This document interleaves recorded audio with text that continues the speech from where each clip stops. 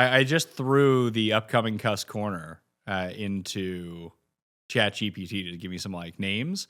The recommended main title for the Cust Corner episode is Tim wants grocery store employees to come home with you.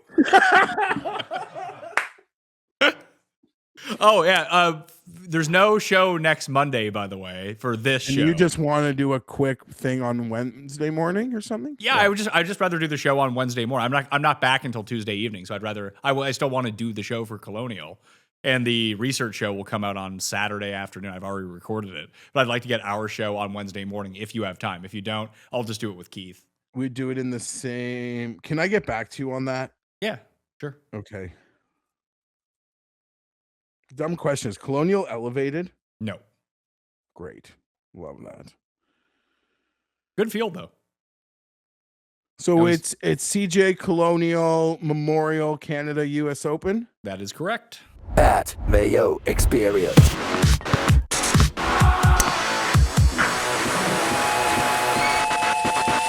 Welcome to the Pat Mayo Experience CJ Cup Byron Nelson picks, preview, one and done, plus a full recap of the PGA Championship featuring the first ever English winner since it changed to a stroke play format, Geoff.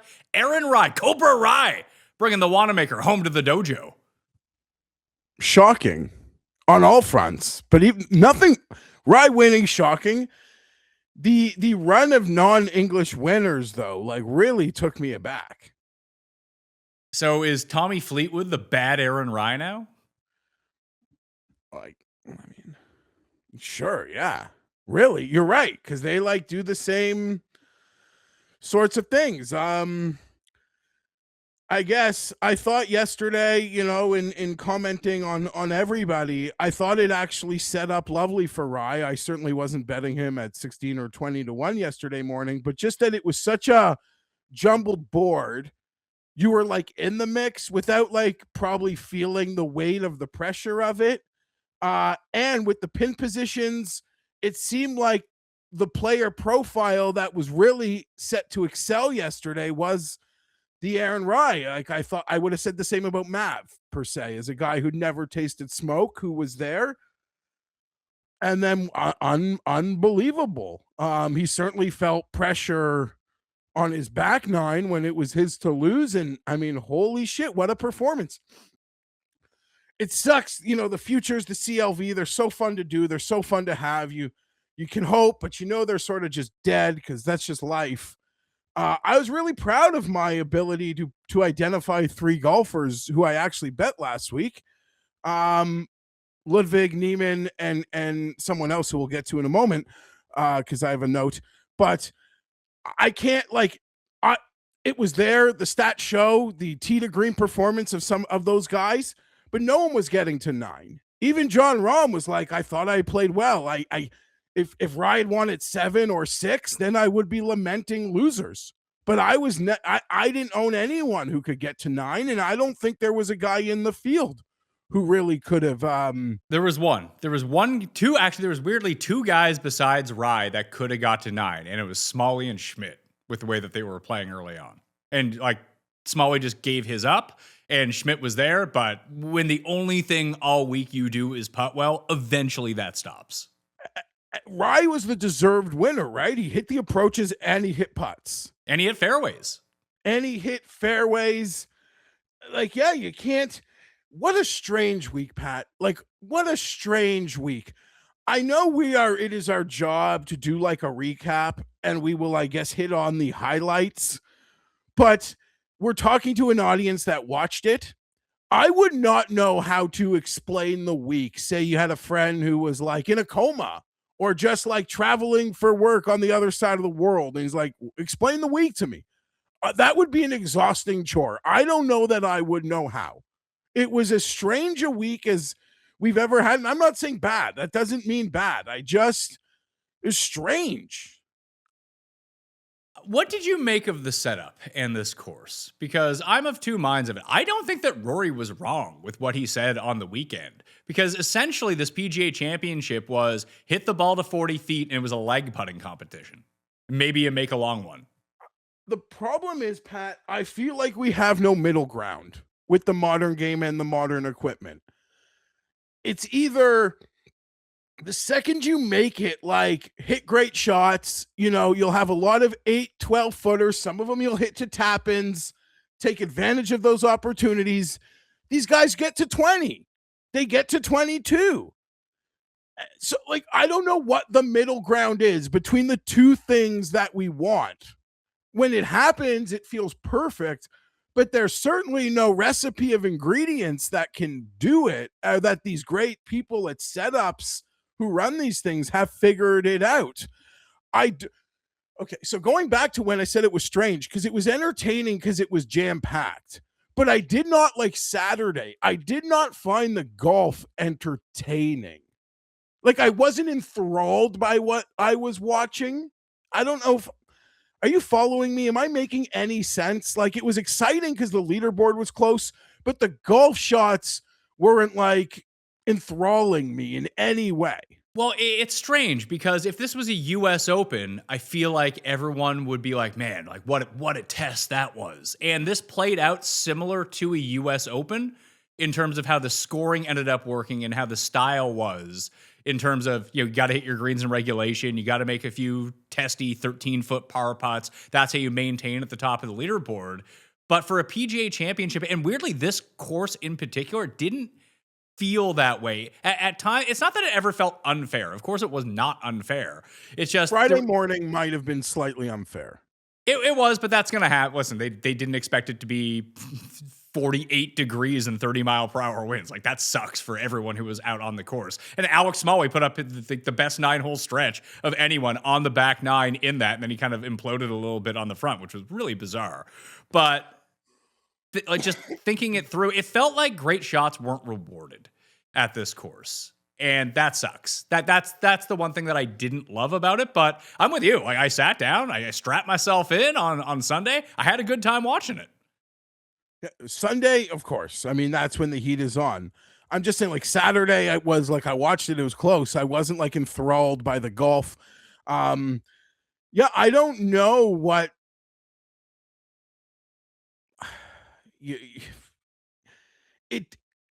It seemed like great shots were just rolling out to 26 feet. Yes. Is that what you mean? Yeah. And like right? a shot that would have stuck, not necessarily to 5 feet, but just to give them like makeable, like 10, like, listen, guys only make 51% of their putts from 5 to 10 feet anyway. It might be even less than that. That all of a sudden, when it became a don't 3-putt contest in a weird way. Yeah, two of the greatest, like Cam Smith's shot from the bunker on 18, I thought was one of the greatest shots of the day, just somehow turning that into like a 13-footer. But he ended up leaving himself above the hole, and those were, I don't want to say unmakeable. Thomas made his for par on 18, but that was basically the only one from above the hole that got made all day. Yeah, I mean, a deserved champion. Here's the thing, though. Going into yesterday, I sort of felt it's a strange week, but it has a chance to be like an all-timer in the sense of like who was there, what could have potentially battled a Rory Rahm, a Ludwig, like just there were a lot of permutations there, even Scotty making a run. Whereas like this strange week can end up being like remembered forever, or Schmidt and Rai are going to win. And it's just going to be like a footnote of our, I disagree. I think Rai is a much better champion than a lot of people are giving him credit for. They're treating him like he's a scrub. He's not, like, going into the week, he was like the 30 or 38th ranked player in the world. Like he just won a playoff event on the DP World Tour. Like, he's a PGA Tour winner. He's not at the level. I mean, he now has as many PGA Tour wins as Ludwig, but he's not Rahm. He's not Rory. He's not like an all-time great player who's won multiple majors, but he's still a very good player. Like, Matty Schmidt winning would have been like, what is happening? No, Matty Schmidt, I said, would have been like, this major's just forgotten. It's just like forgotten. I don't know. I'm not gonna like come off like if Mav or Rai winning kind of like would have felt the same in terms of like nice. Why did you think that Matt, like with the way that the conditions were playing, that the emphasis on fairways for the final round, why would you think that would benefit Mav at all? No, just if he could be there. The pin positions yesterday seemed like you could get them with nice shots. So if he was in the fairway, he can make his shots. He's never in the fairway though. He melted. Yeah, well, Nick Taylor had the worst of it coming in. Nick Taylor, I actually thought, had the perfect strategy for the first 9 holes. His biggest problem was being paired with Rahm. And when Rahm started pulling out like 3-wood and still out driving him, you could see Nick Taylor trying to ramp it up off the tee. It just got a case of the lefts. I think it was Kirshner who pointed it out. It's like when you play with your friend who hits the ball a mile and they step up and just crank one. And then you're like, well, I got to try to crank one now too. This is just not Nick Taylor's game at all. His strategy was the right strategy. Like, hit it to 30 feet, pray you make a few of them, and just don't take yourself out of it. And then he got to hole 9, Rahm outdrove him, and it was just the end of his day. And I thought that he had like based on who was, because he was at 5 under forever. It was like him and Rahm. Rory was a little bit back. Goddard just couldn't get anything going. And it was Schmidt, it was Rai, and Nick Taylor sitting there. And I started thinking to myself, good thing I didn't bet him, but I looked at it. I went to go bet him. I was like, if he's like 20-1, I got to fire on Nick Taylor right now. But they had actually weirdly given him credit as a guy who, when in contention, can actually close. And then he just melted. Yeah, I mean, he swinging out of his shoes. He got a case of the lefts trying to keep up with Rahm. I imagine you're on the other end of that, Pat. What? It's like your friends who see you hit the drive and then try to swing out of their shoes. Oh, I had never considered that because I don't consider myself a long driver, but I guess I am. You're pretty long. When you get a hold of it, it's pretty long. Although we have a friend who would only play 3-woods. Yeah, Even well, if you he's at the course right now, actually, and he texted me beforehand. His one and done pick for CJ Cup is Rasmus Neergaard-Petersen, and he told me he's only hitting 3 metal off the tee today, and see how that goes. Is this his first round? No, he played on Friday before we did the cut sweat, or he played on Saturday. And I think he shot a 94, and he was like, I hit my driver, and I kept hitting it out of bounds for the first 5 holes. I switched to a 3-wood, and all of a sudden I was hitting fairways, and I played well. I was like, well, just do that then. Don't worry. He's in such a bad place in his golf game because he hits he can't drive the ball at all. He has just lost the ability to hit a driver.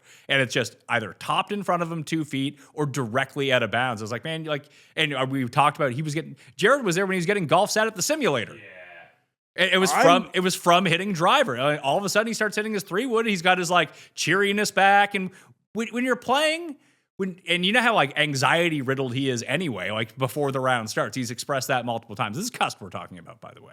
That if you can take that part away from him, the stress of when you go up to the tee and your assumption is that you're going to hit your tee ball out of bounds, that's a terrible feeling. Once you take that away, golf becomes a lot easier. Yes. I want to start on the other end by giving Tim credit. And I wrote to him last night that I honestly think this result yesterday was perfect for him and his brand, Pat, because his pick to win was Rahm. Rahm played admirable, played as well as you could play without, being the winner. There's no shame in that. Your gold pick was Rahm. No criticism of that at all, just praise.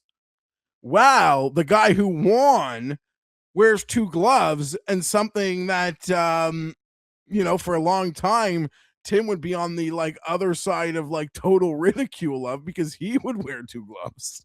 Yeah, but what did we find out about Cust and his 2 gloves? He recently bailed on it. So is that what prevailed for Aaron? Is that what led Aaron Rai to victory? Was Cust bailing on 2 gloves? I think so. Now he wears no gloves.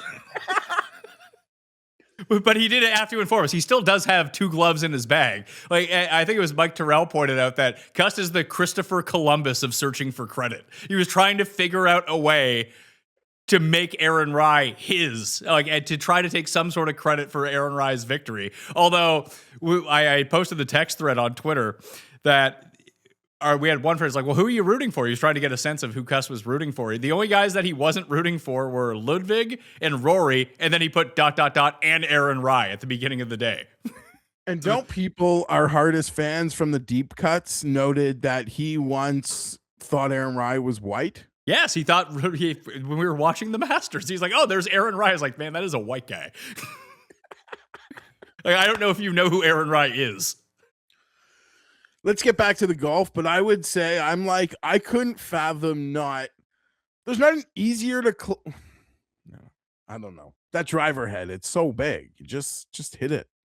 Yeah, but he can't not leave his club face open is the problem. So he just slices the ball out of bounds. And it's like it's basically all mental with him. And this all tracks back to like 3 years ago when Cust was hitting his driver really well, and he hit a ball and it just sounded weird.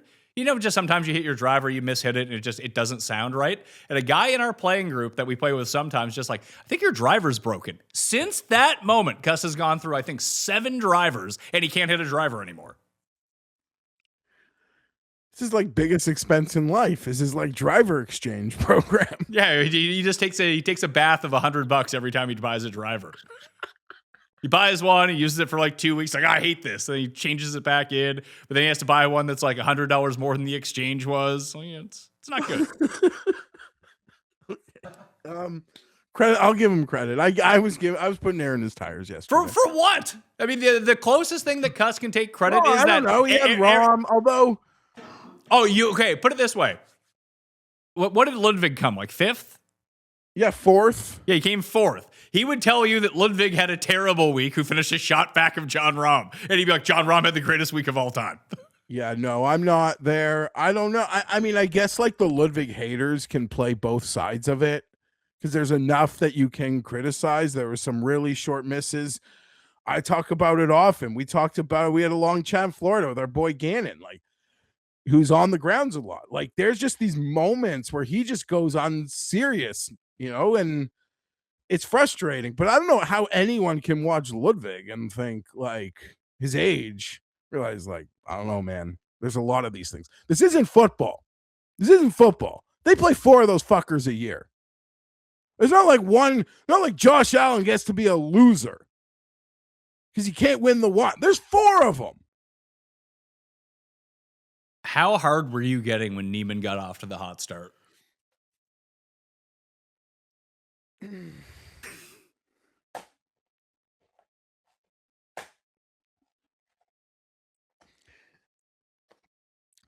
If there was like a guy who could black out and go 7 under, I thought it would be him. And then he did 2 feet, 6 feet. Then he sculled one over the green. They don't show anything.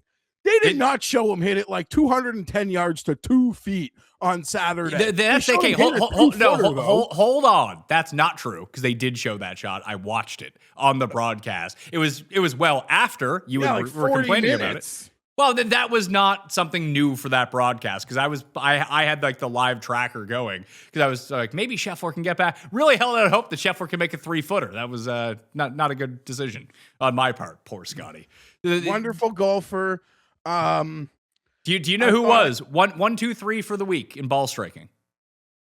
Who was 1, 2, 3? Ludwig, Neiman, Scotty. Yeah, I bet. Can I? Yeah, I just. Yeah, whatever. We're staying committed. We're staying committed. I thought, like, just because last year there was like so much. He won all those goddamn live events, and there was like a lot of focus on him as like now. And it felt like this week he was just, for fair reason, good reason. When you're not playing well, you don't get talked about. He was so under the radar that my mind played that into like, this is going to be perfect. And he hit the ball perfectly. He just, he didn't hit enough 15 footers. And the guy who never hits 15 footers hit all his putts. So golf is beautiful. Can I just shit on someone? Can I guess who it's going to be? Yeah. Let's see here. Were they like near the top of the leaderboard? When? What? Oh. Then I don't know who it's going to be. I'm going to take this from D Gord's tweets. He's like Van Pelt's producer. Shout out. He hit his like 40 unit prop, his double hammer. It was like some Ludwig Xander thing. Credit. That's huge. That was big balls. From his Twitter. Hold on. I lived it, but I didn't know it. So I'm just reading an exact tweet. Okay. On Saturday, Patrick Cantlay hit 11 shots while in contention this afternoon, the most within a single round of his major championship career, 37 starts. He stood over an 18-footer to tie for the lead on the 6th hole on Saturday, was 12 to 1 to win the golf tournament. He goes to rest tonight in a tie for 52nd, 5,000 to 1. That's good, right? He was hitting the somehow. Oh my, yeah. So whatever. I know that's like personal because I bet on him, so I actually followed it. It was, and you deserve whatever you get when you bet on that guy. Yeah, I don't know I don't know what there is to dissect. Like, I think it's great John Rahm did what he did, as we noted last week. Like, the opinions of him are just like major to major. So now the vibes on him are like fine, right? And Shinnecock should be a good course for him. It was real fun for a few minutes of thinking that he could win this thing, and then we would have the summer of, we'd have 2 Grand Slams on the precipice this summer. It's true. If he was able to win. Kind of forgot about that. Yeah, what do you make of Rory's week? Better than Bryson's. I thought yesterday morning he was going to win. We've seen this happen. His round yesterday reminded me a lot of when he lost to Cam Smith at St. Andrews, that his irons weren't super sharp. Obviously, the driving wasn't super sharp, but outside of Aaron Rai, no one was hitting fairways at the very top of this leaderboard. I think it was Justin Ray put it out. It may have been Rick who put it out, that I remember it coming across the screen, that if you're going to miss to the left. Like, if you missed in the left side of the rough at this course, you could basically run it onto the green at most of these places. If you were in the right rough, that ended up becoming the problem. We saw that on that drivable par 3 13th, where Rory, Taylor, I think Xander hit it over the green. That if you just missed and you missed left, like Matty Schmid was the perfect example of this, just coming down, just didn't hit a fairway on the opening 9, but every time he missed, he just missed to the left. Then you can hit that little chunk shot out and it rolls all the way up. That it still gave you a good angle. Like, Rahm's misses, weirdly, were all to the left this week. Whereas you would just think as someone who cuts the ball so much, but he was just like aiming at the left rough, hoping it would cut back. Or if you knew that he desperately did not want to hit it right, he pulled out a 3-wood and hit a draw. That was the place to miss if you were going to do it. Like, Rai was the only like fairway finder who ended up at the top of the list. Like, he hit a bunch of fairways, didn't get a bunch off the tee, just hit a bunch of fairways from well back. The approach play was awesome, and his putting was awesome. I like that Cust asked us, like, is Aaron Rai a good putter? It's like, no. Aaron Rai is not a good putter. He had a good putting week. I mean, eagle on 9, incredible putt, incredible par save on 10, sticks it to 4 feet on 11. Right. And that's before like the pressure. That's what, after that, it's like, okay, now we're in this thing. He makes his 7-footer, on 13 to go up 2. And then he was just so clean and hits a 70-footer coming home. Like, he was never out of position. And, I guess a lot of, to the old school golf soul, and as Brandel pointed out in the clip I saw last night, that, we haven't really had a major championship that was as a positional situation as this one was in some time. But it wasn't a positional one, is what I'm trying to get at. Like, outside of Rai, none of those guys did. But early in the week, you could not get to anywhere close unless you were on the right spot, like you were on the right side. Sure, I guess positional in that way, but it didn't matter if it was fairway or rough for a lot of these guys. Like, sometimes you got the bad lie in the rough and you had to hack out. Other times, like I said, you could just roll it up and it wasn't a problem. Oh yeah, I didn't mean positional like you had to be but you had to be coming in from certain spots, or you were dead. Okay. Correct. It's just like missing in the certain spots around the green. I think it happened to Ludwig. It had Goddard's flop. Oh, Goddard. Goddard's flop. I think it was 3. I can't remember if it was 11 or 3. Maybe it was 3 when it was tucked in the back left, because Ludwig went over that one too. No, it was later because he was having a nice little Saturday, and then he tucked it. He missed the slope, and then it just stayed in the hill. Yeah, and then when you're in that hill, like, there's no stopping, because Ludwig had the same chip, and just no one could stop it there. But I appreciated Goddard's effort of a full swing flop that went maybe 2 yards and went 15 yards in the air. Yeah, and What 40 guts? footer for par and nothing else. Dude's gonna win the fucking. He could win the U.S. Open. Like he has been. Yeah, Like this is his first run at being like in majors. Really, like he got into the Open last year following his win at the Scottish Open. And just, I continue to come off super impressed. Like, he has a T10 at the PGA Championship. He was T24 in his Masters debut, and that was with a pretty crappy final round. He kind of battled the entire time. And the week after he won the Scottish Open last year, he was third at the Open Championships. That, for a guy who's just getting in, he was T23 at the US Open last year as well. So his past 4 majors, T23, third, 10th, and T24. It's pretty good for your first run around. It's a lot like what Cam Young did when he first started going into majors. I agree. There's a lot to be excited about there. It feels like he's definitely. What are his odds for the U.S. Open? Feels like he could definitely pick this off. And like in terms of like the only criticism that I'll like sort of accept for the most part with Ludwig is like just the sort of criticism that isn't even as much of Ludwig. It's more on like the bookmakers. That like Chris Gotterup might be as good as him or better. Maybe? Put it this way: if you told me that at a U.S. Open someone needs to get it up and down from the shit to 13 feet and make that putt, give me Gotterup over Ludwig 10 times out of 10. Yeah, of course, but you know they're both guys that I mean, those U.S. Opens are going to work. A few of those setups in the coming years are going to work lovely for Ludwig. Gotterup's 40. As they will for Gotterup. Gotterup's 45-1. I don't have a U.S. Open bet yet. That's a pretty good. Do you think the number gets better or worse? Because we're only going to see him at Memorial more than probably likely. Worse. Probably worse. You know, I've only got one. I'll bet I've it only now. got one. It's Cam Young, and it might be my biggest one. Might be my biggest one. It's the one I even use like boosts on. All right. So 50 no, bucks. Initial dipping of the toe, $50 at 45-1 on Chris Gotterup. In. Why wouldn't you bet him to win the Open too at that point? Oh, what are his Open odds? I didn't even think about him for the Open. The Open is back where Spieth beat Kuchar, right? I think I have Straka and Noren. We're gonna have to relive that shit. I'll be changing the channel when they play that highlight pack every day.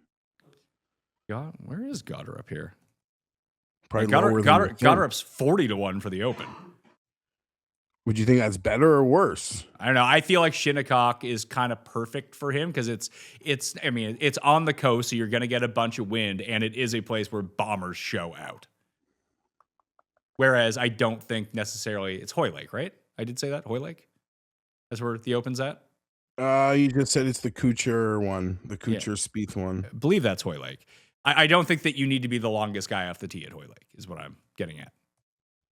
So I think that the longer odds at the U.S. Open are probably better for him.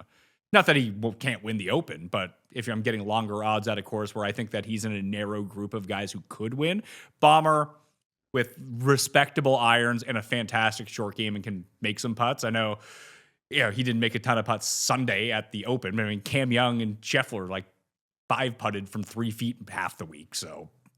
Sometimes you putt like shit. It happens. And sometimes Aaron Rai putts well. That's the last part I'm going to look at. Although it is on Northeast POA stuff, I'm pretty sure growing up in Jersey he's pretty familiar with. And it's going to turn out that Chris Gotterup was the Cam Young we were promised. No, I don't. I mean, sure, if Gotterup wins, then you could like say that about more than Cam Young. It's not Hoylake. Keep going. I'll figure this out.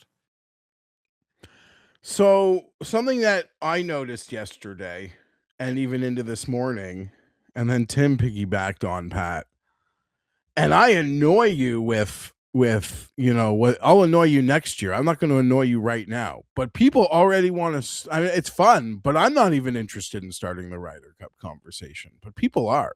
I'm not, because it means absolutely nothing right now. It's like, oh, Aaron Rai will be on the team. It's like, he probably won't be, honestly, because it's going to be, these points aren't going to count for a whole lot come a year's time. And Donald, he said, I watched both the Ryder Cup captains' pressers.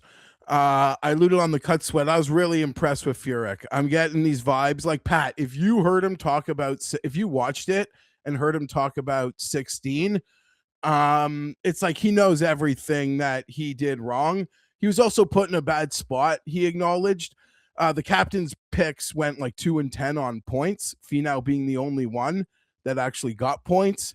But he was like fucked because the guys that didn't hit the course fit were like winning tournaments. And he was just anyhow. Yeah, like Bubba. They both that, acknowledged that was the year Bubba won 3 times and had to be on the team. Yeah, they both acknowledged that. They both acknowledged that they're about a week or 2 away from releasing their point system. Okay. On their qualification system. Yeah, it just doesn't matter. Like, people are all ready to put Shane Lowry off the team and Aaron Rai on it. Like, who cares? Like, form in 13, 14 months from now, like, there's not even a point in engaging in this other than to think like Luke Donald will know, like, I will know what he wants his team room to feel like and be. Royal Birkdale is where the Open Championship is. I'd rather, not that there's any conversation. I'd rather talk about the American team than the European team. Well, the European team would be interesting. Let's say Rai plays his way into the situation. Then you have to start looking at the back end of the team. And obviously there's probably going to be other guys that surge up. Like Nikolai Højgaard was not on the team last time. Nikolai is kind of treading water. He had Wrighton's a G. Wrighton's up there now. So there's a couple young guys that, I mean, people can mock Ludwig all they want. Like, dude continues just to come top 5 every single week. Tim called him a back end. Tim called him a back end player of the Ryder Cup team, and that is actually when I got the most angry. Like, Victor Hovland is a back end player of the Ryder Cup team right now. He was a back end player. He was a back end player last time that they ran it out. Yeah, no, like if you made the team today, Vic is Vic's on wobbly, but I don't. Lowry is wobbly. Lowry and Hovland and Rasmus Højgaard. I mean, Rasmus Højgaard is just not on the team this time. Probably Nikolai, but there's enough guys that Rose is going to be the really interesting one to me for the European team, is whether he can keep up this sort of play for like this time next year, because he's going to be 46 years old at that point. I think they would give him a spot either way, as long as he's not an absolute failure at that point. But age catches up with you pretty quickly here. Good move by Nick Taylor, though, finally playing some decent golf coming into a President's Cup year. And of all the Canadians that have made the team, it is shocking that Nick Taylor has never been on one. And Mac Hughes has been on like shocking. 3. And I totally agree with you on Rose that it is like there's just no guarantee. Like, who knows if it's like he could be like, if it goes, it could fade quickly, and then he might want to. If he's not playing well enough, he'll just be a vice captain, which will set him up for maybe one of the following, because you'll never be a European captain without being a vice captain. Did you enjoy that someone called out that Matty Schmidt was going to be one of Cust picks for the U.S. Open? Now Cust has to change his pick. To like the hardcores, he's a pretty easy book to read, eh? Yeah. I don't even know if Matty Schmidt's in the U.S. Open. Well, this might get him in. It gets him into the Masters because he came T4, but I don't know if he's in. Got him in. I don't know if he is, because he's still only number 65 in the world. Michael Kim got into the U.S. Open this week. What a guy. I actually texted him. Ron texted me. So shout out Ron, who runs the Rabbit Hole. He texted me these splits about AM and PM waves. He just ran a distribution over the last 100 rounds and 150 rounds. That Michael Kim is by far the biggest difference between guy who plays well in a morning tee time versus an afternoon tee time. It's a 1.19 stroke difference. Other notables on that list: Sam Burns plays way better in the morning than the afternoon. Mac Meisner, Hayden Springer, Chris Ventura, Smotherman, Eckroat, Hideki, Bridgman. Mav McNeely is another one who's on that list, along with Ryan Fox. So I thought that was somewhat interesting. So I asked Michael Kim, I was like, why do you play better? He's like, I was not aware of any of this. I like that, like, we stress about this stuff and the actual guys are like, man, that's weird. I don't know. Yeah, I would have I'd have no clue, but I don't know. Shout out. Guy just finds his way into like doing something fun on like a weekend. Well, in all these big events. So he's making a lot of money. Tambo and I brought him up as we were, I think it was 2 weeks ago, we talked about it, that we looked at like spike round percentage, that once a week, Michael Kim just has the best round on the course. Like, just play him in showdown. In big events, too. Any event. Just get him out there. Just event. One day he'll shoot 65 somehow. Oh. That's probably why he won in France, though, because it was probably an afternoon tee time, but it felt like an AM tee time in America. Oh, there it is. I'm sure we're forgetting something noteworthy. Let's see here. I appreciated Michael Brennan having the absolute worst final round you could have to like give himself a reasonable number this week. Okay, yeah. That was nice of him. It was nice to see Cam Smith back. Now that he's let's do that. Yeah, isn't that great? Wouldn't that be fun? Well, he felt that Ricky was stepping on his like Joe Dirt territory, so he had to like really make a charge.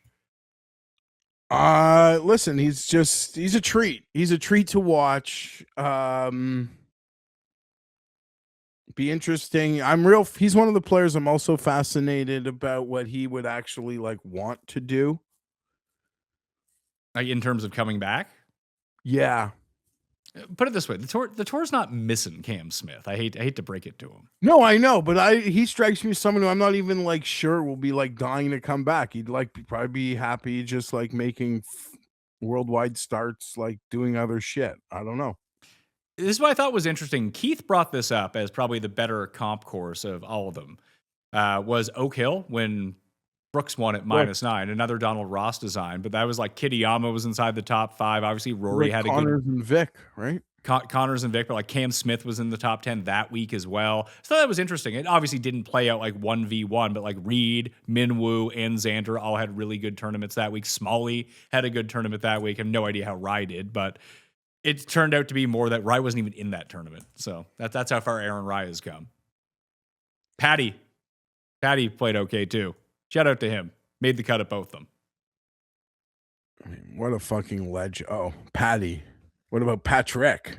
Patty's a legend. A legend. But Patrick, just like a month off the bench, T10.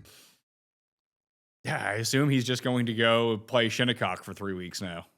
This is a dumb question because we just did this, but let's have a more realistic, fair one. Can Patrick Reed make the President's Cup team? Is he allowed to be on the President's Cup team? I don't know. I have no idea. But would he on merit? Like, would he not be on the if you just like forgetting personalities? Like, is he not a T12 USA golfer? Like, I think that he is, but that's let's see. Yeah, Reed's not on the list of guys right now, so. Tough. Like when it comes down to the back end of the President's Cup team, it's like, do you want Patrick Reed or Jacob Bridgman? They'll take Jacob Bridgman. Who is the back end of USA? Right now on points, it's Bridgman, Harris English, Akshay, Mav, Cantlay, and Burns.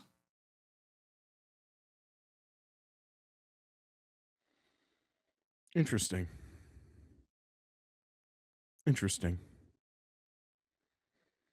Yeah, no opinion. Yeah, so Patrick Reed and Brooks probably should be on that team. But the President's Cup is run by the PGA Tour, not the PGA of America like the Ryder Cup is. So if he doesn't have his full status back on the PGA Tour, I don't think he's eligible. And here's another part of it, which might like annoy people, but I think it's just the reality of the situation. I'm pretty sure those guys get pretty nice compensation for the President's Cup, and Brooks might not be allowed. Like, he might not be allowed.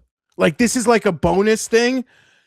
I don't know if I'm making any sense, but like this could be considered part of like a tier of money that he's not allowed to have. Yep, potentially, or he just forgoes his fee and plays anyway. Yeah, I mean that's what you do. You make a locker room guy, and Fienberg spoke about. There's got to be continuity. There has got to be continuity. The tournaments are slightly different. The formats are slightly different in how it works. It's even a day longer, but you have to be able, the programs need to be intertwined. Yes. And we've always felt that's a huge advantage the USA has that they've never really taken advantage of. You know how Cust has been going on about the President's Cup team, how they got a real shot? Do you want to hear who the President's Cup team is right now? It's minus 400. It should be bigger. And the American team isn't even good. It's May. If it's minus 400 in like July, I'll be like, okay, I can sit on this money for 2 months. I don't want to sit on it for 4 months. The international team right now, captained by Jeff Ogilvy, is Hideki Siwoo Minwoo, Day Scott, Nico Echeverria, Connors, Fox, Nick Taylor, Heatsat Sune, Sung Jae, and Jaden Shaper. That would be your President's Cup team. How many of those guys would make the American team? 1.5, maybe? Hideki, I mean, you can make a pretty compelling case for Siwoo, and then that's it. Yes, you could actually, yeah. Especially with the year that he's having, but those are the only two. Now, if you were able to have Cam Smith and Burmeister and Neiman, then it's a different story. Then you got some real players, but those guys aren't allowed to play. Not allowed to play. Anything else from the PGA Championship? I don't mind seeing a major that is different than the other majors. That's okay with me. Like, having a bit of variety is nice. I agree. It doesn't I got nothing to add there. That I'm not like offended by it. And in the end, the guy, everyone was trying to make it like, you know, what should win a major wasn't being rewarded. But in the end, he was actually the most deserving winner. Yeah, he just played steady golf all the way through. He made the fewest amount of mistakes. And I guess to the point of some of the players, mainly Rory, who pointed this out, because people I feel bad for the guy that all anyone wants is for an athlete to say how they're feeling. And the moment he says how he's feeling, people just kill him for it.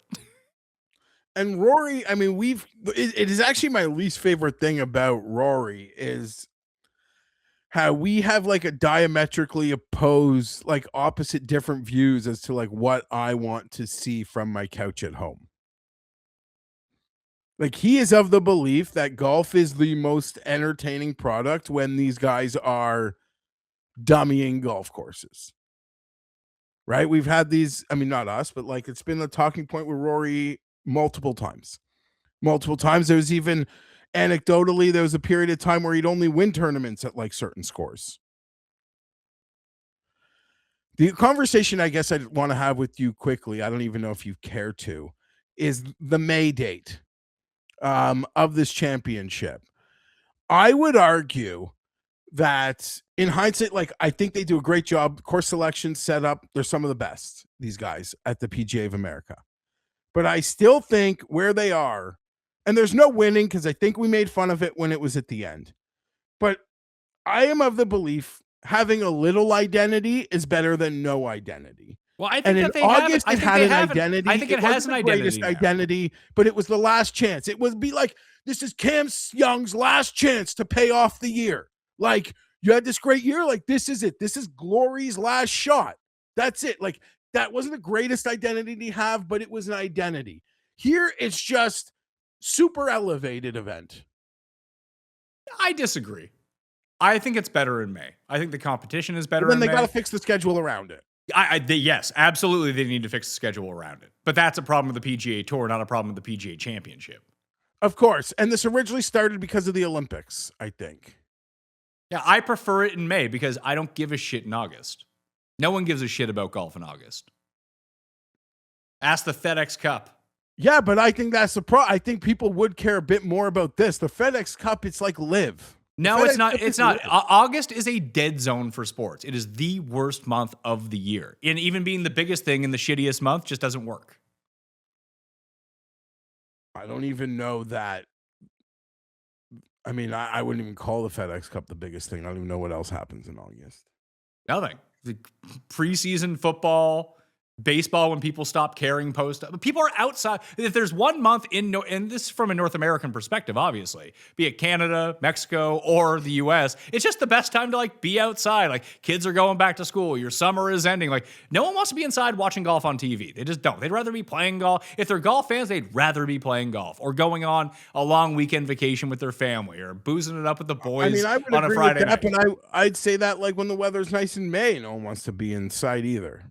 Nah, it's a little bit more different because you're contained to your house, especially people with families. That there's only so much that you can go do in May.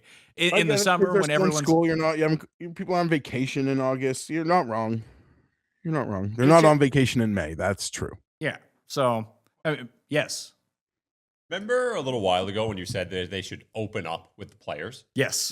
Do you think they should do that with the PGA Championship? I mean, they could do that. Started off, like you said, with like NASCAR or whatever. The issue with the PGA Championship is that I like their diversity of courses where they can go to upstate New York, they can go to Philadelphia, they can capitalize on regions of the country, even in May, where we just don't see both a lot of events and definitely not major championships. That if you had it in February to kick off the year, it would have to be in Hawaii, Southern California, or Florida. That's it. And you would just get the same courses. That's why I think the Players makes more sense, because you could play golf in Jacksonville in February. Or start the year off with match play and hold it at PGA National or something. I don't know.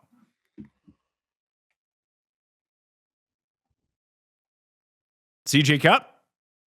CJ Cup. The Siege. The Mule class. I love it. I normally I would be so bummed out for this tournament. I am so happy. It was hard doing research because 90% of the guys in this field have played one tournament in 3 months. Frustrating, ain't it? So you're telling me David Ford isn't at that much of a disadvantage because he's been out for a month and a half? Yeah, like these guys got to play. Like, let's click on some random goober. When was the last time Zach Bauschu played? Myrtle Beach. They got to play in Myrtle Beach, and then Zurich and Valero. Those are the last 3 tournaments. And Valero was on April 4th. I cannot believe the guy who could not outduel Brand Snedeker just brought home the Wanamaker. There was a lot of that commentary. Like, I can't believe I bet Aaron Rai at Myrtle Beach he was winning and lost to 49-year-old Brand Snedeker that he blows everyone out at the PGA Championship. We had an awesome lineup that we built on the show for DraftKings. It ended up coming top 25 for me in the big $5. Unfortunately, that was the only thing I put it in. Tambo put it in the Fantasy Golf World Championship qualifier and won $25,000. Shout out to me. Turned my 5 into 500. He turned his 10 into 25 grand. Stupid game. And you have a winner of, I told everyone last week, if you sign up to betspertsgolf.com/Mayo and you use code Mayo, one lucky person who signed up during the week would win a free year. That winner is Scanary08. Shout out to you. You've been upgraded. So there you go. You got a free year of the rabbit hole at betspertsgolf.com. You want to go to the odds board? Oh, go ahead. I don't know if this is like a fair life complaint. So just my schedule this year, it feels like I'm most available like on Tuesday mornings this summer for like golf. Okay. It's never been the time that has like worked for me before. You know what Tuesday mornings at my club is? Seniors Day? Ladies. It's like a ladies thing. And like there's like blocks in the sheet. Now, don't get me wrong. There's a men's league, which you just have to tee off on on like Thursday and play a specific 9, and you record that score. But there's no blocking in the tee sheet. And like, there's a club, Pat, that like used to have like Augusta like rules. Not Augusta like rules. Like women were always allowed. They could golf, but like they were limited to like specific windows. They could not get a tee time like on the weekend mornings. Anyhow, here we are in 2026, and the only people that have like a period where no one else can golf are them. So congrats. Congrats. Congrats. You did it, ladies. Jeff, you need to get, I wouldn't use a red hat for it, but you can just change that Chargers logo to make 1950 great again. No, I don't want to, I just don't like, if the men had a period for which like no woman could get into the tee sheet, here's the thing, Jeff. There'd be hell to pay. Yeah, but I think you're kind of missing it. Like our club has the exact same thing. We also have a select time in the evening. I think it's on like Thursdays or something for juniors only that you have to be below 18, and you can play with a parent. That's about it. But it's to encourage. Listen, every tee camaraderie, time, I know, like community camaraderie. Let the ladies hang out, get to know each other. It serves a greater purpose. It's to encourage. Listen, shockingly enough, at most of these clubs, mainly dudes. Every tee time is the dude tee time. I understand. I'm being like a little annoying. It's crossed over and it's bothering me. And you're right. Like to Tim's point of like going to the fat people, like he wants a time at the gym that's just for like overweight people because it's intimidating. I get it. Like maybe for the ladies, like it's intimidating. Like, it's just I I don't know what I'm trying to say, but I think you get what I'm trying to say. Like the atmosphere is just different when it's like ladies' time and they're more comfortable and happy sucking. I don't even say that as an insult. I suck. Really just throwing shade at the women at your club, huh? No, I'm not. It's a Jeff coincidence. hates women. I always have to just join the senior time. I talked to the club. I was like, hey, this is like, 'cause I play on Tuesday mornings and that's senior time at our club. And it's not necessarily blocked off, but it's usually reserved for dudes over like 65. But it's also like not fully capacity where like you can get on. It's not like they're going to tell you can't play. Well, right? that's the thing. I was like, as long as it's not I talked to the GM. I was like, as long as it's not a capacity, can I like book into these times? And now I'm just buddies with all like the 70-year-olds at the course because that's who I play with. A lot of wisdom. A lot of fairways and a lot of quick golf, which I really appreciate. 100. They do not. Yeah. They're not fucking around. There's a and one group. I'll give there's a group that hold on. They're not like out there yucking it up, having a ladies time. Like these, some of them, like they're dead serious, and they'll hit a 7-iron up and down that course, straight as a goddamn arrow. And the good ones, you guys will mock me now. Like I was just dissing the ladies. Now I'll diss myself. Sometimes you get behind these good ladies that play from the ladies' tees, and they are up your ass on a slow day.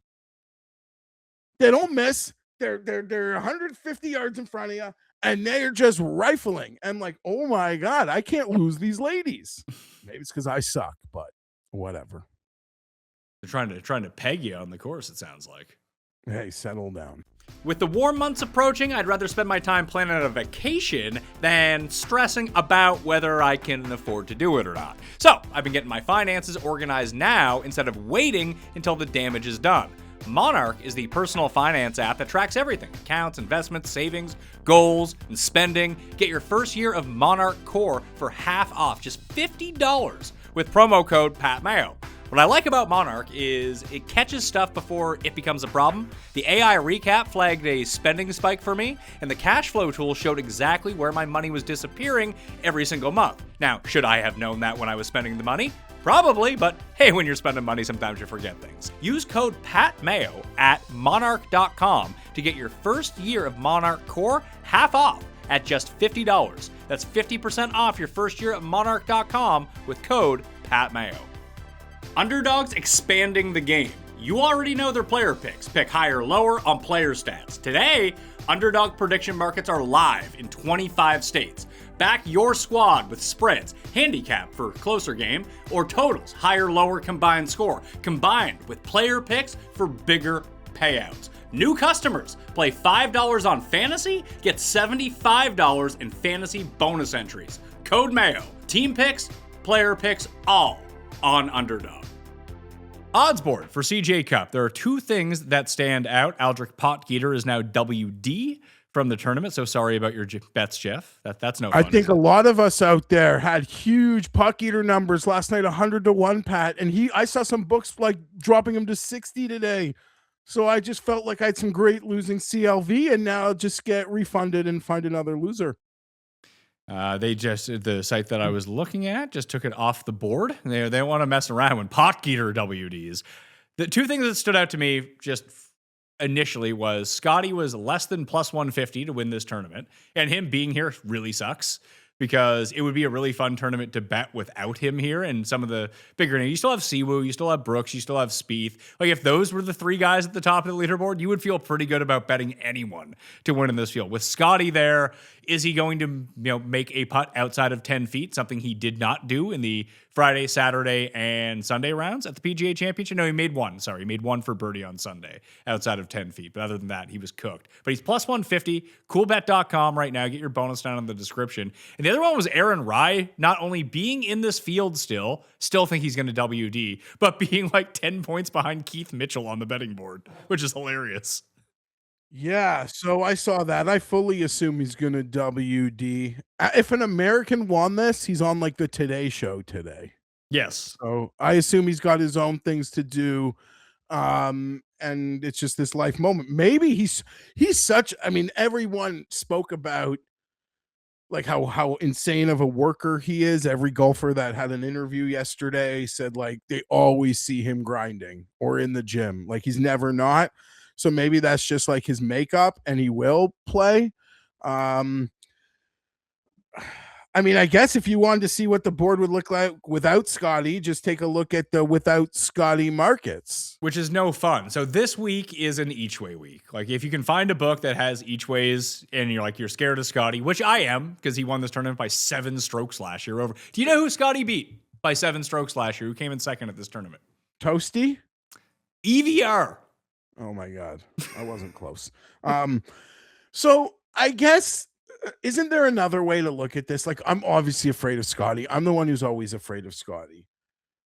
But this just has the same vibes as the MX in the sense that, like, and he's not, if he's not playing out of this world, this isn't, I'm having a hard time saying what I want to say. Here's the thing. I would say but you that gotta like put lights out kind of. And last year he was unconscious. And if you're not unconscious, like maybe him being here actually is an opportunity for numbers. maybe, although I would push back by saying number 1, 2, and 4 in ball striking last year were 1, 2, and 4 on the leaderboard. Like this isn't like Amex where Zach Bauschu can hit it 240 yards off the tee and still pin seek with wedges. Like this is a pretty long course. There's a giant so this course in theory could play way different this year because they did a complete renovation to the course the moment the guys stopped playing last year because they were embarrassed by how easy it was, and they've tried to change that. I wrote about all of the changes in the newsletter, but essentially it's new bent grass greens, it's Zoysia fairways, it's Bermuda tees and rough, faster greens, firmer surfaces, better heat tolerance for Texas is why this was made, reshaped greens, more pin positions, more strategic bunkering, improved drainage. And it looks nicer too. So maybe it plays way different. I don't know. It's also being played 21 days later in May than it was a year ago. It was before the Truist last year. Now it's obviously 3 weeks later. So maybe it's firmer and faster in Dallas at this time of the year. So it could play more difficult. But Scotty got to minus 31 last year. Yeah. He was first tee to green. EVR was second tee to green, came second. Jordan Spieth was third tee to green. He came fourth. Ricky Castillo was sixth tee to green. He came fifth. And this is basically driving and approach, not around the green and putting.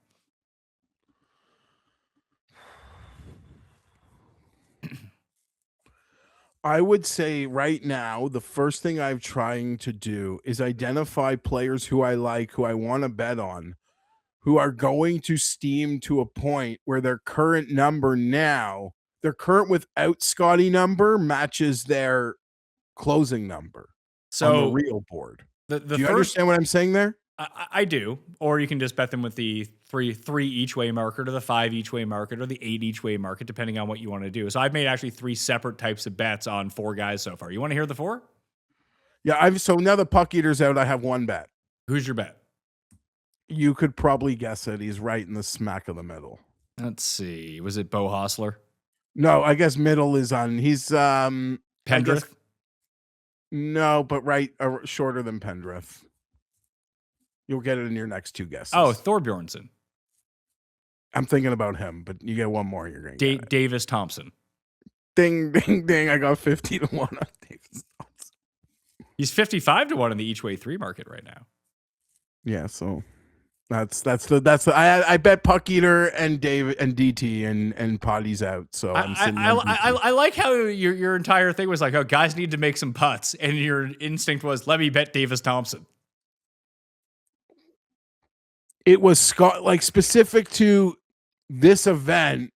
If Scotty's like not unconscious, maybe there's an opportunity. I don't disagree with you, but he was pretty unconscious at the PGA Championship and just couldn't make putts. And that's the first time we've seen that happen in a long time. It's the most putts he's ever had in a major championship. If you think I'm like making some huge betting card this week, like to pick on him, you are wrong. I will be toning it.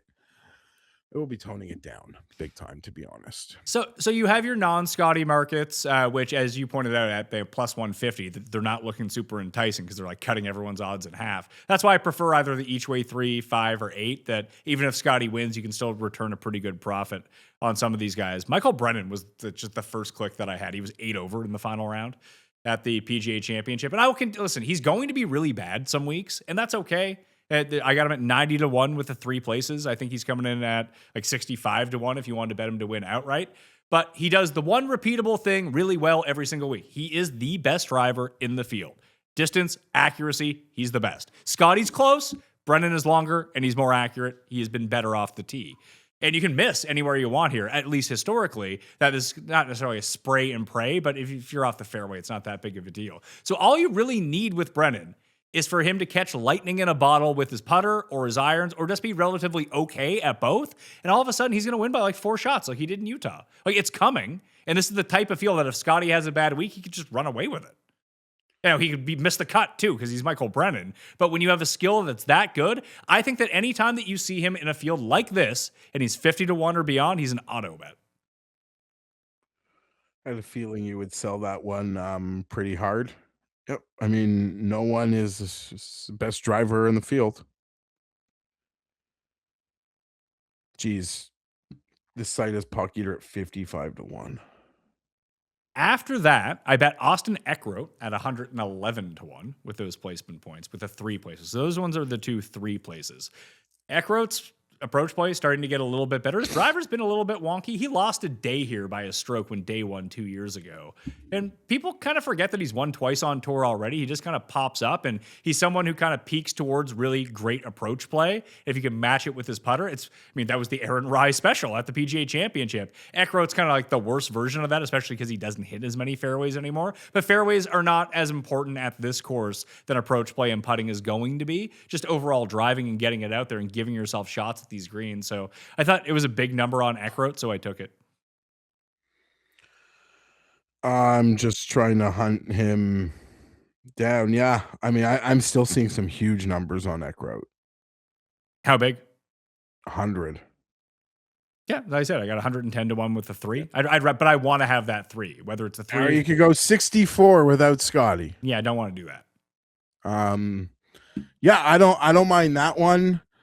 I don't mind that one at all. Jesus. Like, if you think Steven Yeager might have found something, I doubt it though. What did you find besides a hot putter for 2 rounds? I'm more interested maybe in this, like in front of 100 range, a potential like Mac Meisner. I don't get there's not that big of a separation. Listen, take whoever you want this week. I thought that Sung Jae's odds seemed kind of ridiculous. He's 100 to 1 in that 3 market. He's probably 65 to 1 in the win only market. Seems like a big number for Sung Jae, doesn't it? Considering he is like actually has some name value, surrounded by people quite unfamiliar, I would agree. I'm not betting him. Yeah, I actually just bet someone as you were talking because I saw the number and I was like kind of taken aback by it. But Johnny Kiefer was 170 in that each way 3 market, so I took that. And then I bet Pontus Nyholm with 8 places, and I bet Hayden Springer with 5 places. They're both at like 175 and 225 to 1. There's a good chance you could see me on Tim's one and done too. Neergaard-Petersen's 180. I was actually looking at, you know what? I'm going to bet Jordan Smith as we're speaking right now too. He's 140, and those will be my 6. That is in the 3-way. In the 3 market, yeah. Yeah, I didn't mind Jordan Smith also. Him and Meisner were the 2 guys in that like 80-100 range that I was looking at. They're both in front of 100, but beyond 50 in front of 100, Meisner and would this actually be the week to bet like Spieth, Brooks, or Siwoo? Because they're very clearly the next 3 best guys in this field, and then it's like a big drop off.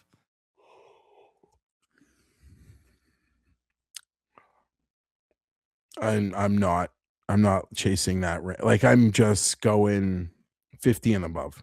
In front of 50, you called it. Like, there's a good chance I'm going to have a Thor Bjornsson. It was like 42 or 44 to 1. I'm seeing. I had a lot of interest in Cootie. I have no interest in Cootie at 40. That's the issue with some of these guys, and I'll include Michael Thorbjornsen in that mix. That there are guys triple the number that are like the same guy. Like, you think that the potential for Michael Thorbjornsen is a lot higher, and I would agree with you, but there's no real difference between him and like Johnny Kiefer. Okay, I guess that's fair when you like segment it to this week. We're not betting on like who's going to be higher ranked in 2030. It's who can dominate this easy course this week. So that's fair. Maybe I'm like lost. I've got lost in that, but that's why I didn't even normally I'd have already bet Thorbjornsen. So slow rolled this one because it did feel a little short, but there's not much here I actually want to bet. And once I start betting, I'm gonna fill a card. Yeah, I just have long shots in it right now. Pendrith actually did stand out to me a little bit. Nice week, a decent week for him considering how shit he'd been playing. He gained almost 4.5 strokes off the tee. He gained a bunch of strokes putting. It was nice to see him flip the putter around. It was the first time in a while he hadn't gained on his approach play. So get him back to a course where he's won before, and all of a sudden he's looking a little bit better. What are his each way 3 odds? Because he might be the last piece of the puzzle here for me. 80-1 with 3 places. I could probably do that. Like, why is Michael Thorbjornsen half the odds of Pendrith? Not.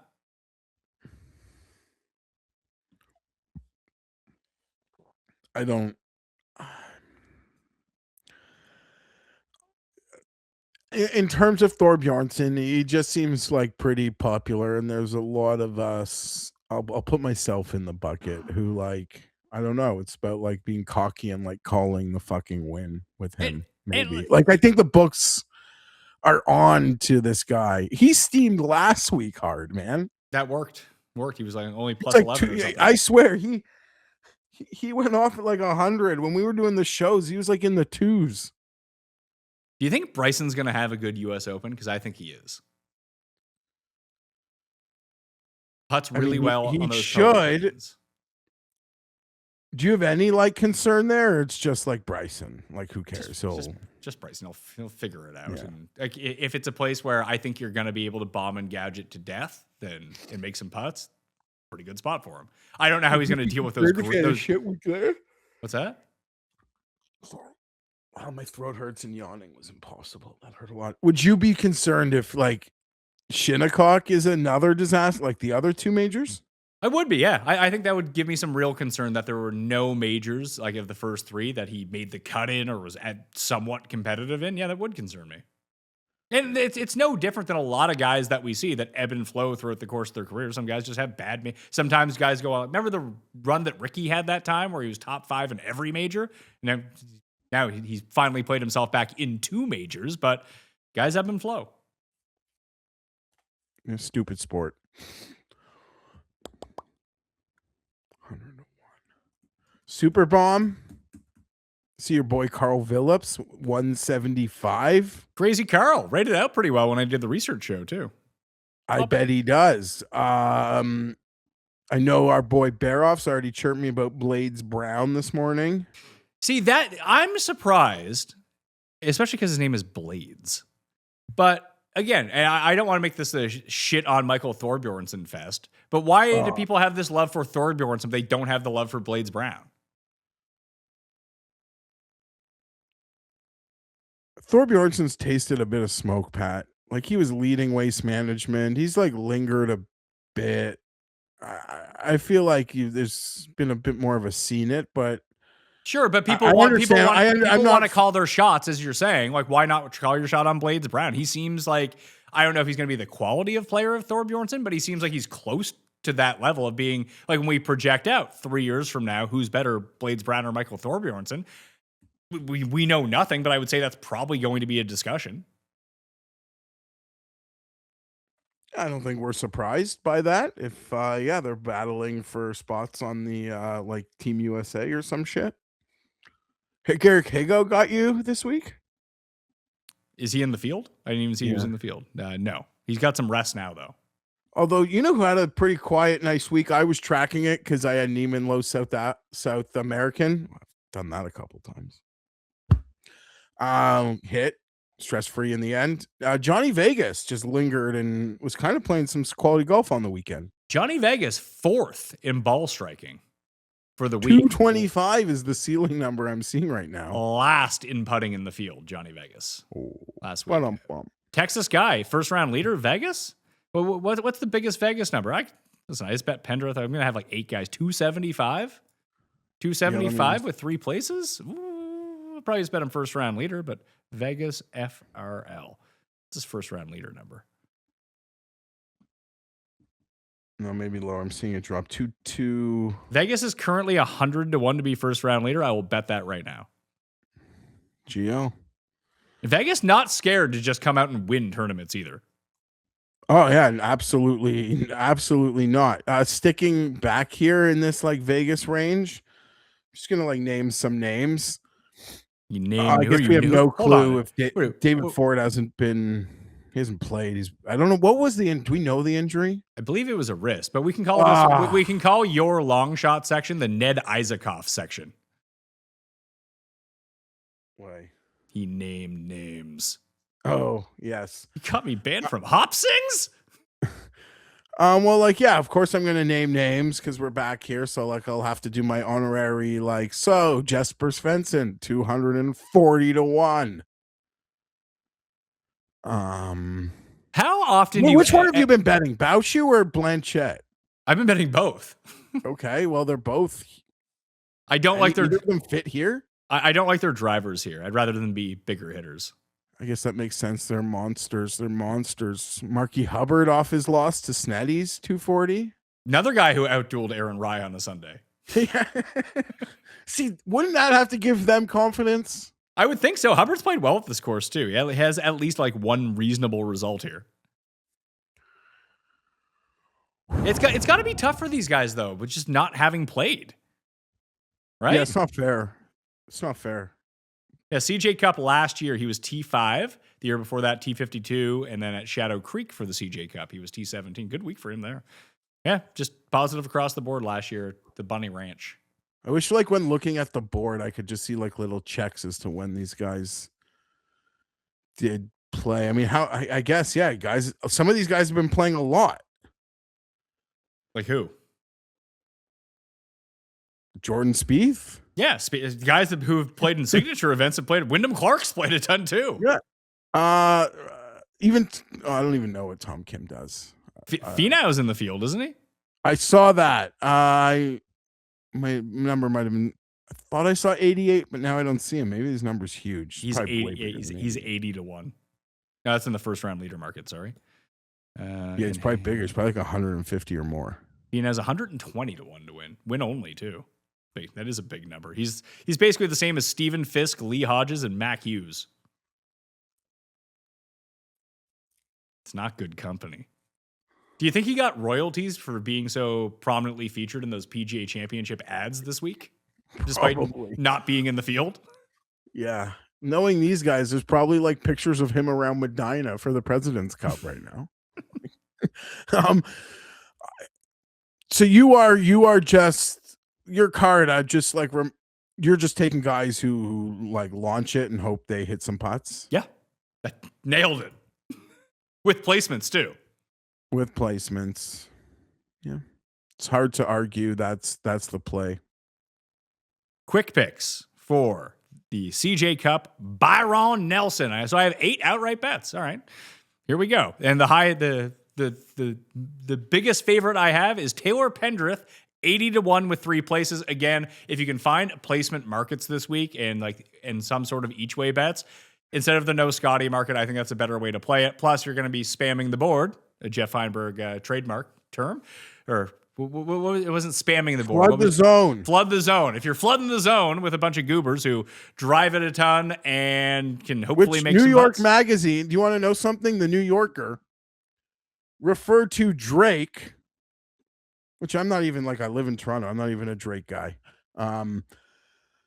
Drake's like album launch, it had so many songs, it was so convoluted. They referred to Drake flooding the zone using the MAGA playbook. So if you use the flood the zone betting strategy, just be aware there are some people that will consider you like a MAGA betting strategy.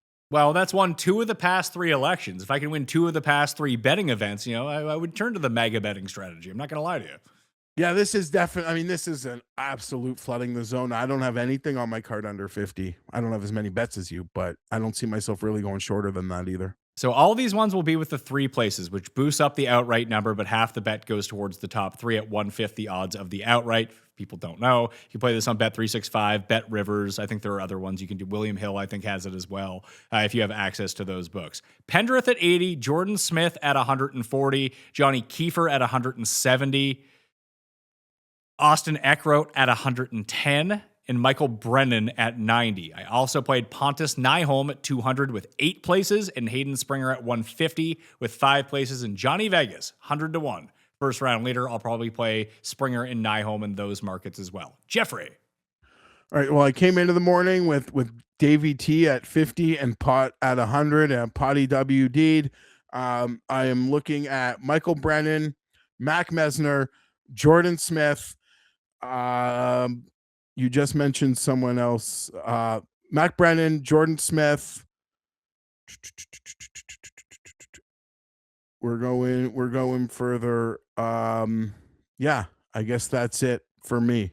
That's where I will be betting. Maybe you twisted my arm on Pendrith because he was nice to me once and I'm a sucker for him. You hit him here to win. Yes, beautiful.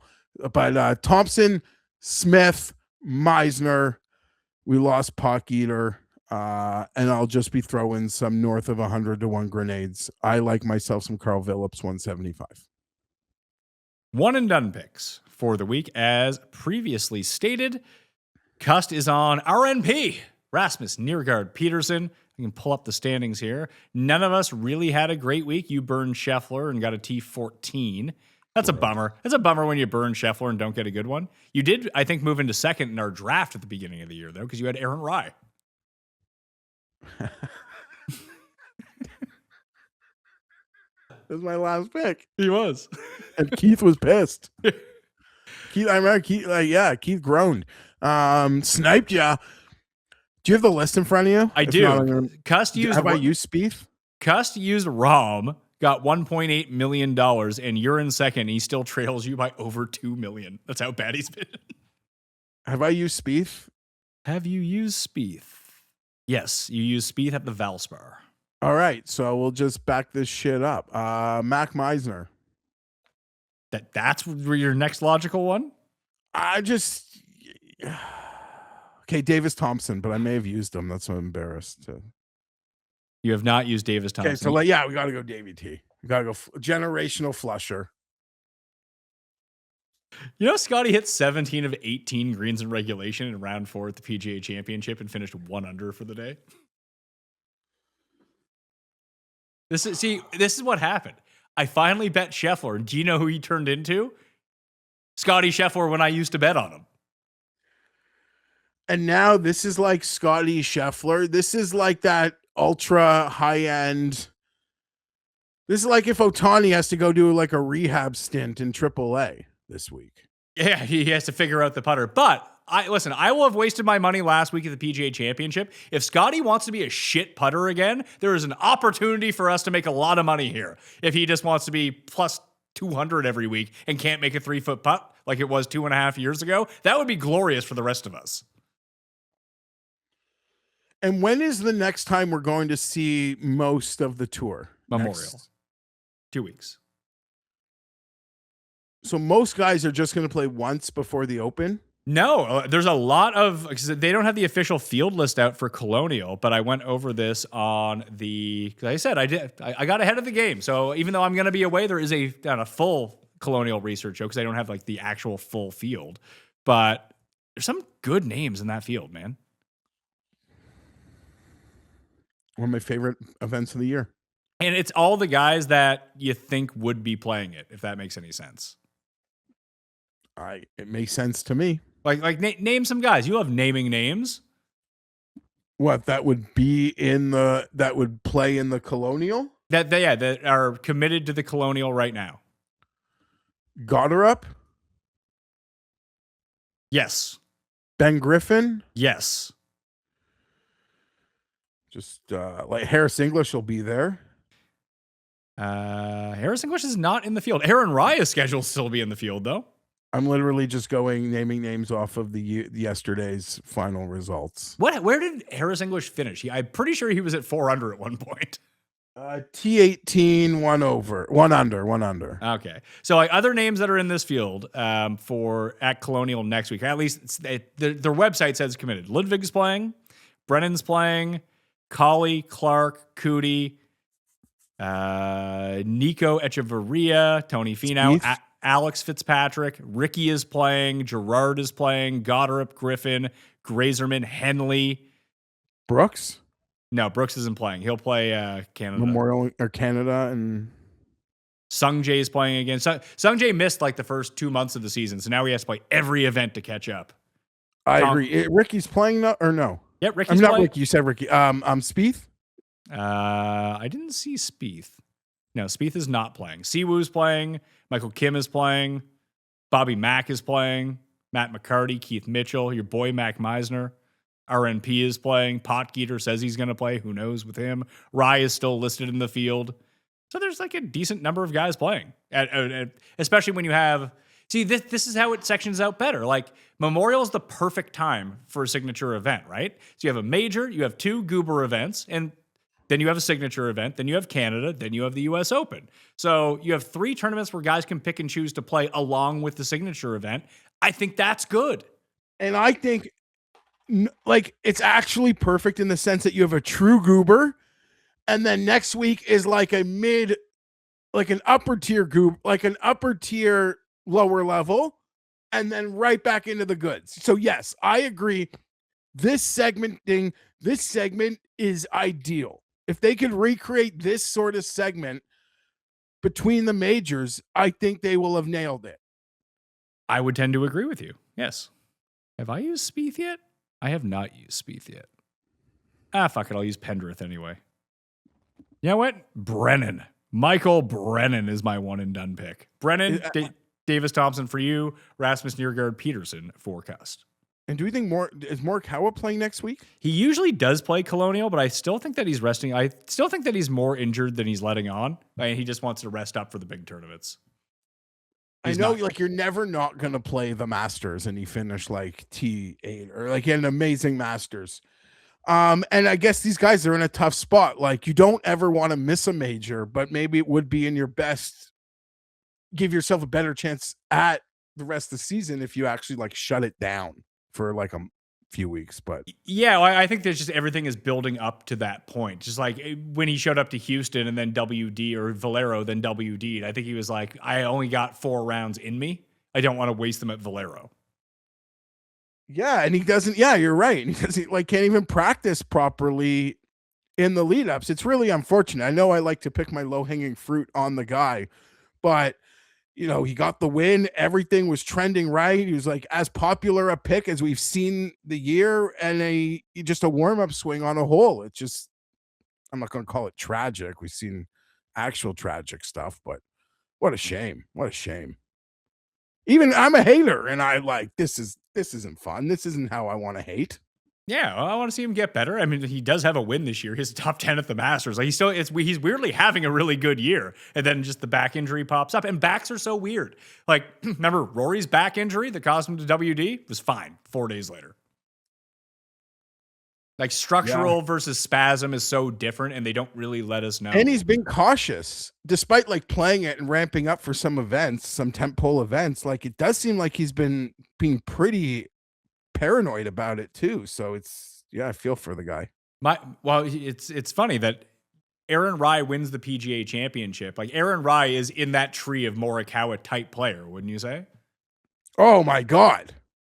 I feel like we've made the joke. Like he is like, if you're betting a Morikawa, like he's like the poor man. Yeah. Yeah. The poor man of the skill set. Absolutely. But just another week where guys who can't, and I know it sucks when you bet these guys who can't putt and you get like, and you said there's no difference between 140th and second place when you're betting outright winners, unless you use those each ways. Then those can pay the bills time to time. But you shouldn't feel stupid when your good ball striker guy ends up coming 100th and misses the cut, because it's really no different than him coming 9th and not winning. You want to put yourself in a position where guys can utilize their ball striking and you just backdoor your way into a great putting week. That happens far more often than the other way around. So just remember that when you're betting guys. Not that I take this advice ever, but thinking about it on a macro level, outside looking in, it's how I hit JJ Spawn at Valero. It's like, oh, dude can't putt, but he's striping it right. JJ Spawn fucking striped it at the PGA Championship and couldn't putt. Do you know who I never bet on? Guys who can putt but can't hit the fucking ball. Yeah. So, yeah. I mean, maybe I got it wrong, but to your point, I'm always never reverse. Never reverse. Yeah, and those guys will win the occasional tournament. It's just, especially at something like a major championship, rarely happens. Like Denny McCarthy's not challenging to win. Neither is Harry Hall. You know, Harry Hall at Colonial? Maybe. Sure, why not? At a major? Not so hot. You thought this would be a short show. Give your head a shake. I did. My wife will tell me I'm an idiot too, because I told her I think it'd be short. But we got busy day. Both of our kids have birthdays today. We share that. I'll make the audience feel old for a second. The long-standing hardcores. Lily Rose, 10 years old today, folks. Yeah, Maximus Mayo, 6 years old today. Yeah, I don't know where the time is gone. It's creepy to have a 10-year-old. I remember when you had no kids, Jeff. The viewers remember when you had no kids. I do. It's nice living in like a condo and in the city, enjoying my life. Yeah. I always have to explain that to people at the golf course. They ask me like, "Oh, how'd you end up out here? Like, where do you live?" And just casual talk with just people that you've never met before, kind of thing. Like, "Hey, do you live out in the like?" Because there's a community around the golf course. Most people live there. I don't, and I just drive out to the course to go play. I'm like, yeah, I was between Toronto. I lived in New York for a while. I moved back. Like, I'm from here, so. Once I had two kids, living in a condo in downtown Toronto was not optimal for both my sanity or our space reasons. Yeah. Or life. Yeah. And I was like, and there was no reason to live in downtown Toronto, which I loved, being a person with two kids where I can't go out all the time. Like if my wife and I can't go to like awesome restaurants 3 times a week, what the fuck are we doing there? I mean, gotta convince me. I agree. That'll do it for us. Blickle is on the DraftKings show tomorrow. That'll be out bright and early because I'm recording it today to make sure that I can go golfing tomorrow. And then I'll be recording with Keith later on Tuesday afternoon. So stay tuned to all that. Reminder again, there will be the show not next week on Monday. There'll be a brand new Cust Corner on Monday, brand new Judge Cust on Tuesday. And then if Jeff can make it work, we'll be back on Wednesday with this show on the feed. Research show will come out on Saturday afternoon. Already scheduled. All right? I'm Pat Mayo. Thanks for watching. I'll see you next time. Mayo Experience! Experience!